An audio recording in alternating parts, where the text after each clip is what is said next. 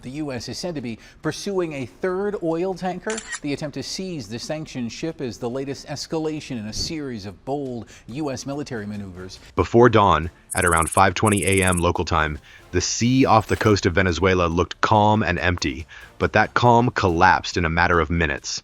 A massive oil tanker flying a Panama flag and moving steadily through open waters was suddenly surrounded and brought to a halt. There was no warning broadcast, no airstrike, and no public declaration of conflict. Instead, U.S. forces moved with speed and precision, boarding the vessel and taking full control before the crew fully understood what was happening.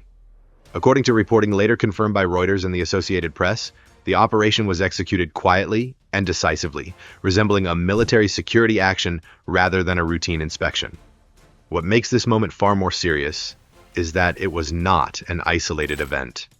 Less than 2 weeks earlier, another Venezuelan-linked tanker had been seized under similar conditions, a pattern that multiple U.S. media outlets described as deliberate and coordinated.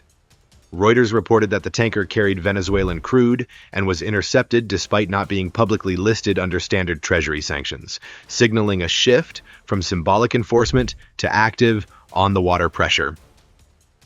This was not about paperwork, it was about control, timing, and message. For Washington, actions like this speak louder than press conferences. When the U.S. Navy and U.S. Coast Guard move before sunrise, without fanfare, it suggests a strategy already in motion, not a reaction. The question now is not whether this was legal or fast, because verified reporting confirms both. The real question is scale. If this was not a one-time seizure, how large is the game the United States is playing across the world's shipping lanes? Subscribe to Military Power if you want to understand what happens next, because this story does not end with one ship, and the next move may already be underway. What happened on December 20th did not come out of nowhere, and that is exactly why this incident matters far beyond a single ship. According to reporting by Reuters and the Associated Press, U.S. forces seized a Panama-flagged oil tanker operating near the coast of Venezuela, carrying Venezuelan crude and moving through one of the most sensitive maritime corridors in the region. On paper, it looked like another enforcement action tied to sanctions. In reality, the timing and repetition told a much deeper story. Just 10 days earlier, another tanker linked to Venezuelan oil exports was stopped under nearly identical conditions. Same region, same quiet execution, same outcome. When events repeat this closely in time and geography, experts quoted by major U.S. outlets made it clear that coincidence is no longer a reasonable explanation. This was a pattern forming in real time, and patterns at sea are rarely accidental. They are planned, tested, and then repeated to see how the system reacts. At the center of this story are two familiar but often misunderstood players: the U.S. Navy and the U.S. Coast Guard. While many viewers associate the Navy with aircraft carriers and missile launches, and the Coast Guard with rescue missions, reporting confirms that elite units from both services are increasingly used for high-risk maritime security operations. Reuters noted that the boarding was carried out with military-level coordination, signaling that Washington treated this ship not as a commercial inconvenience, but as a strategic asset worth stopping. On the other side stands the Venezuelan government, whose dependence on oil exports is not a secret, but a documented fact. Data cited by the U.S. Energy Information Administration and echoed in AP reporting shows that oil accounts for roughly 80% of Venezuela's export revenue. That revenue pays for imports, public salaries, and political survival. Every tanker that fails to reach its destination does not simply delay profit, it tightens pressure across the entire state system. This is why stopping a single ship carries consequences far beyond its cargo. The wider backdrop makes the situation even more tense. Global energy markets remain fragile, shaped by conflict, sanctions, and supply disruptions. Shipping lanes that once felt routine have become contested spaces where law, power, and economics overlap. U.S. sanctions on Venezuela are well documented, but what drew attention in this case was that Reuters reported the seized tanker was not publicly listed on standard Treasury sanctions databases. That detail mattered. It suggested that enforcement was no longer limited to static lists, but guided by intelligence assessments and strategic judgment at sea. This is where the story shifts from legality to signal. By acting twice in less than 2 weeks, Washington demonstrated consistency, not symbolism. Analysts interviewed by AP described this as a move designed to reshape behavior across the shipping industry, from insurers to brokers to ship owners. When uncertainty rises, costs increase, and risk-averse actors begin to step away on their own. Pressure is applied without a single missile fired. Seen from the U.S. perspective, this approach avoids open conflict while still exerting real force. No declarations were made, no emergency speeches delivered. The message traveled instead through radar screens, boarding ladders, and seized cargo holds. For viewers watching from the outside, the significance lies not in the capture itself, but in the method and repetition behind it. And that is why observers are less focused on the words seized tanker and more focused on how quietly and efficiently it happened. Because when actions like this become routine, they reveal something larger taking shape beneath the surface. And the real story is not that a ship was stopped, but that the rules of movement at sea may already be changing. The operation unfolded with a speed and silence that felt unreal, yet every detail was later confirmed by reporting from Reuters and the Associated Press. Just before sunrise, the tanker was still moving steadily through open water near Venezuela, its crew following what looked like a routine voyage. There were no radio warnings, no public orders to stop, and no visible signs of confrontation on the horizon. Then, the sound arrived first, low and distant, growing louder within seconds. A helicopter appeared above the ship, cutting through the early morning air and changing the situation instantly. This was not a paperwork inspection or a Coast Guard visit meant to check compliance. Witness accounts cited by U.S. media described a rapid boarding sequence that left no space for confusion. As the helicopter hovered, armed personnel descended onto the deck, moving directly toward control points. Within moments, the bridge was secured, communications were isolated, and the ship's movement was brought under full control. The crew did not resist, largely because there was no time to do so. Everything happened too fast, too cleanly, and too deliberately. According to Reuters, the boarding force was drawn from elite elements of the U.S. Coast Guard, working in coordination with the U.S. Navy. This combination alone explained the tone of the operation. The Coast Guard provided the legal authority and boarding expertise, while the Navy ensured security dominance in the surrounding waters. It was a layered approach, designed to remove uncertainty at every stage. By the time the tanker's crew fully realized what was happening, the outcome was already decided. The silence was intentional. There were no warning shots, no dramatic standoff, and no public announcement while the operation was underway. U.S. officials later confirmed to AP that the goal was full control without escalation. In maritime operations, noise often invites risk, and risk was clearly not part of the plan. The absence of chaos did not mean the absence of force.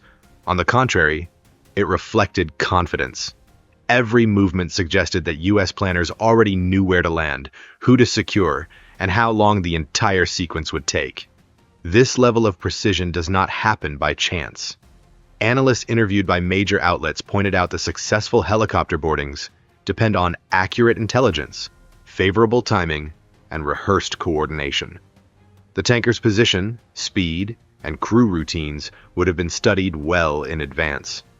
The approach window before dawn reduced visibility for outsiders while maximizing operational control. Nothing about this looked improvised. It looked rehearsed. The seriousness of the moment becomes clearer when compared to normal enforcement actions. Routine inspections usually involve radio contact, surface vessels pulling alongside, and extended exchanges on deck. None of that happened here. The method chosen sent a message without words. This was treated as a security operation, not a commercial inconvenience.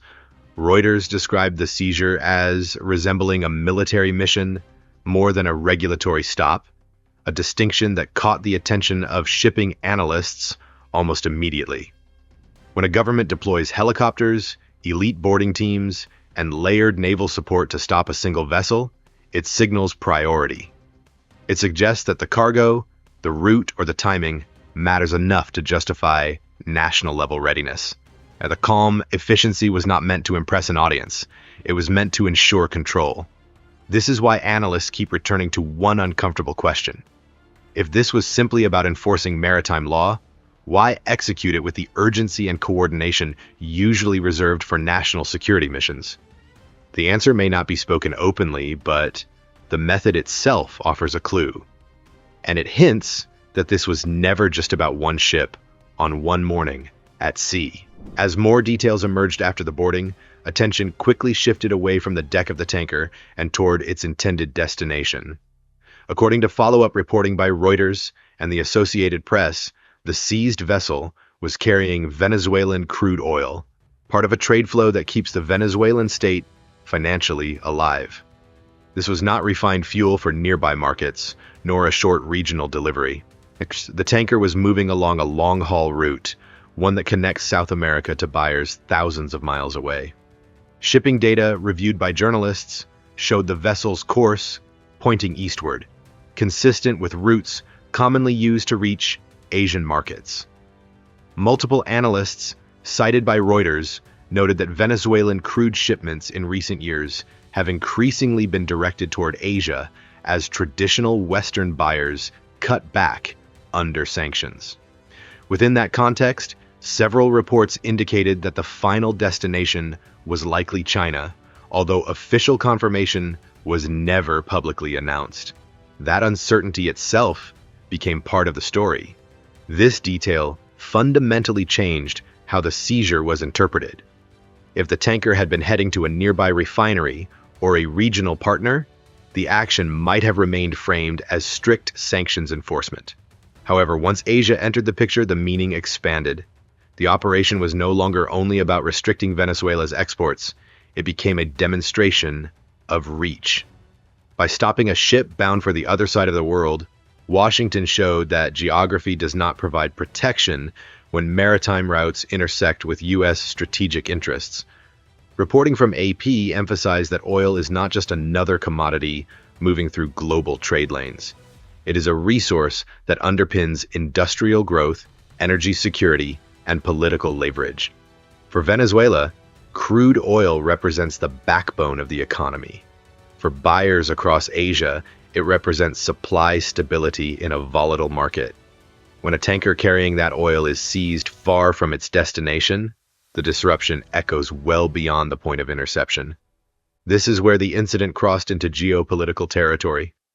The seizure signaled that maritime enforcement could reach into supply chains, linking multiple continents. Analysts quoted by Reuters described it as a reminder that energy flows remain vulnerable long before they arrive at refineries or ports. Insurance firms, shipping brokers, and state buyers all watch these events closely because a single interception can reshape calculations overnight. Risk premiums rise, contracts are reconsidered, and alternative routes suddenly look less reliable. The message embedded in the action was subtle but powerful. The United States did not need to issue warnings or public threats. The act itself served as communication. By intercepting oil en route to Asia, Washington demonstrated that sanctions pressure is not limited to bilateral relationships. It can affect third parties who depend on those flows even when they operate far from the original conflict zone. This approach relies on uncertainty rather than confrontation, and that uncertainty spreads quickly through global markets. Journalists also pointed out that this seizure came at a time when global energy systems are already under strain. Conflicts, production cuts, and transport disruptions have made supply chains fragile. In that environment, any signal suggesting that a major exporter's shipments could be interrupted adds weight to every decision made by importers.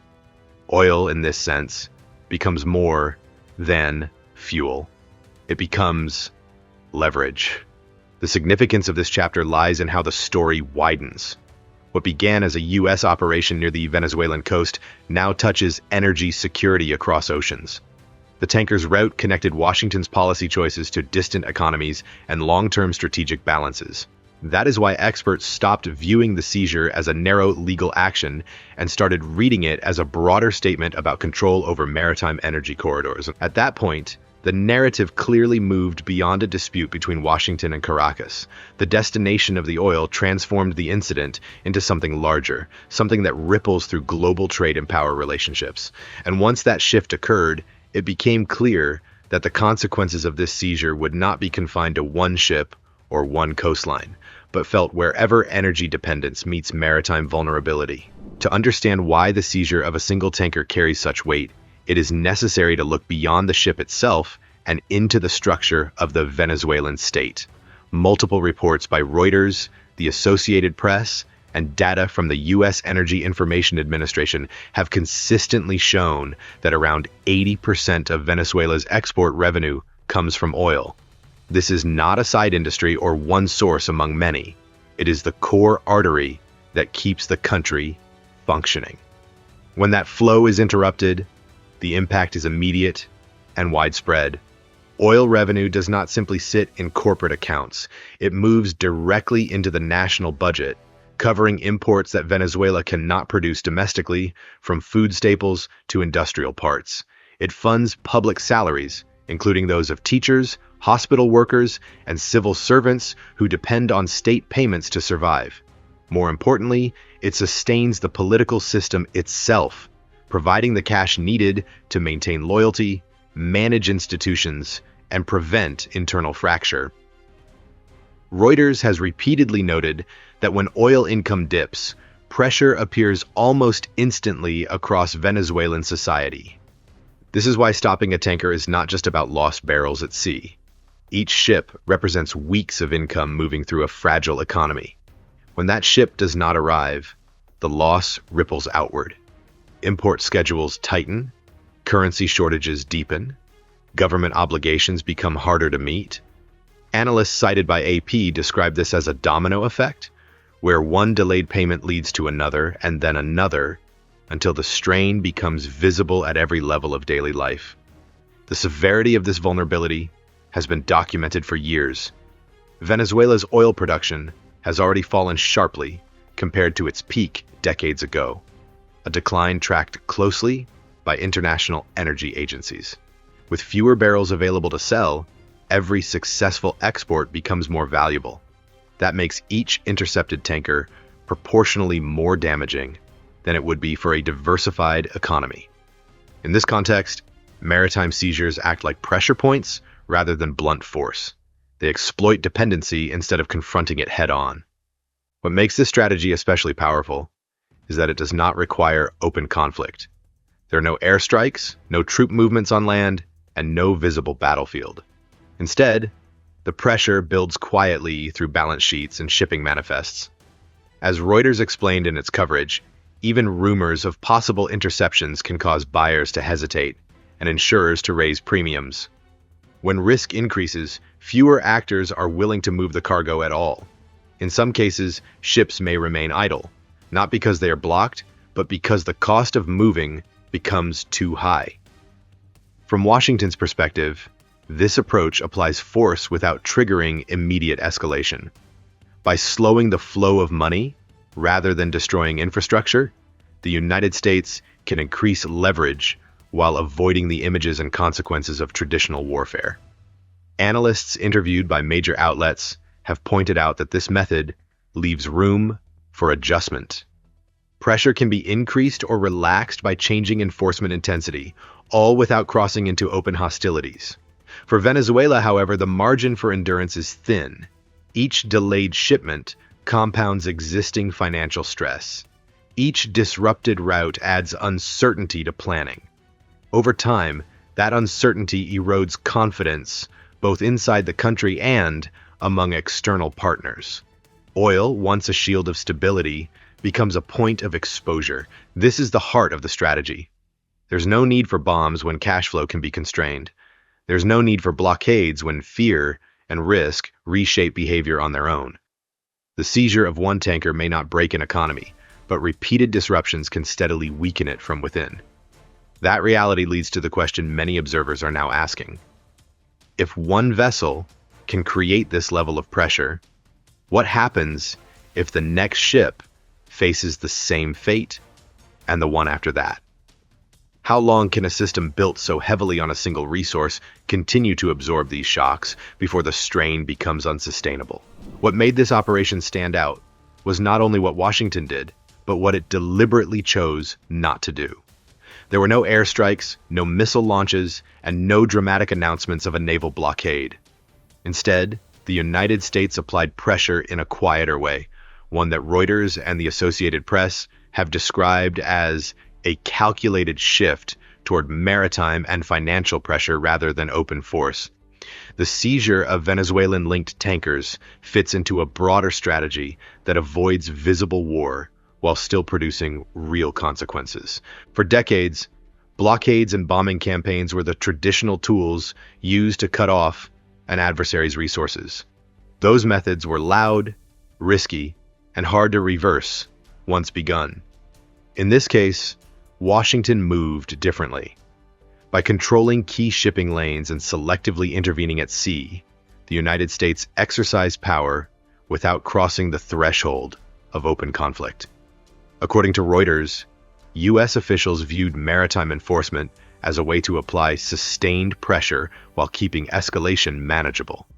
The ocean became the battlefield, but one without explosions. Central to this approach is control over transport rather than territory. Oil does not generate value until it reaches a buyer, and ships are the vulnerable link in that chain. By demonstrating the ability to stop vessels mid-journey, U.S. forces introduced uncertainty into every step of the process. Shipping companies now had to ask whether a route was truly safe. Traders had to wonder whether a contract would be fulfilled. That hesitation alone carries economic weight. Another layer of the strategy lies in legal ambiguity. Reuters reported that at least one seized tanker was not publicly listed on standard U.S. Treasury sanctions databases at the time of interception. This detail sent shockwaves through the shipping world. If enforcement is no longer limited to clearly defined lists, then compliance becomes harder to guarantee. Companies that once believed they were operating safely suddenly faced a new question. What if legality is judged in real time, at sea, rather than on paper? This uncertainty shifts risk away from governments and onto private actors. Insurance firms, already cautious in volatile regions, respond quickly to signals of danger. AP coverage noted that even the possibility of seizures can drive insurance premiums higher or led underwriters to withdraw coverage entirely. Without insurance, ships do not sail. Without shipping, oil does not move. In this way, pressure spreads outward without a single additional interception. Middlemen and brokers feel the impact as well. These are the companies that arrange cargo, financing, and delivery, often operating far from the countries involved. When enforcement becomes unpredictable, intermediaries reassess their exposure. Some step back. Others demand higher fees to compensate for risk. Either way, costs rise, timelines stretch, and the flow of money slows. The effect is subtle but persistent. From the U.S. perspective, this method offers flexibility. Pressure can be increased by tightening enforcement or eased by allowing shipments through, all without public escalation. Analysts cited by major outlets have described this as a form of graduated coercion, where actions speak louder than statements. Unlike airstrikes, which provoke immediate responses, maritime pressure operates in the background, reshaping behavior over time. The psychological dimension is just as important as the economic one. When rules appear clear, businesses adapt. When rules appear blurred, fear fills the gap. That fear becomes a tool. It encourages self-policing, discourages risk-taking, and amplifies the impact of each individual action. One seized ship can influence dozens of decisions elsewhere. This is why observers increasingly describe the situation as a form of warfare without gunfire. There are no battle reports or casualty counts, yet the pressure is real and measurable. Venezuela's revenue stream tightens, global shipping recalculates, and strategic signals travel far beyond the Caribbean. The absence of explosions does not mean the absence of force.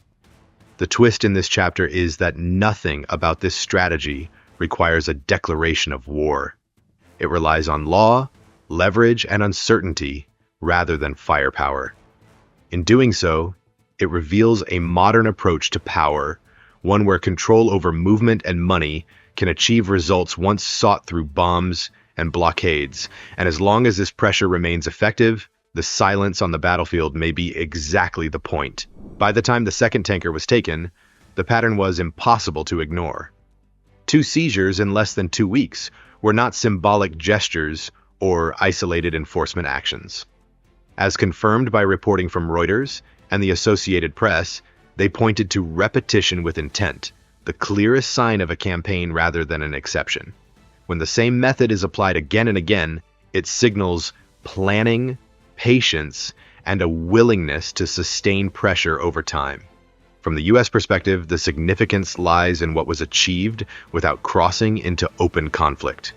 No missiles were launched and no ports were blockaded, yet real leverage was applied. By targeting movement instead of territory, Washington demonstrated how pressure can be generated quietly, shaping behavior at sea, while avoiding the political and military risks of escalation. Analysts quoted by major U.S. outlets have noted that this approach allows room for control, adjustment, and restraint, even as its impact continues to build. However, the long-term consequences stretch far beyond Venezuela. Global shipping thrives on predictability, and repeated seizures introduce doubt into routes once considered routine.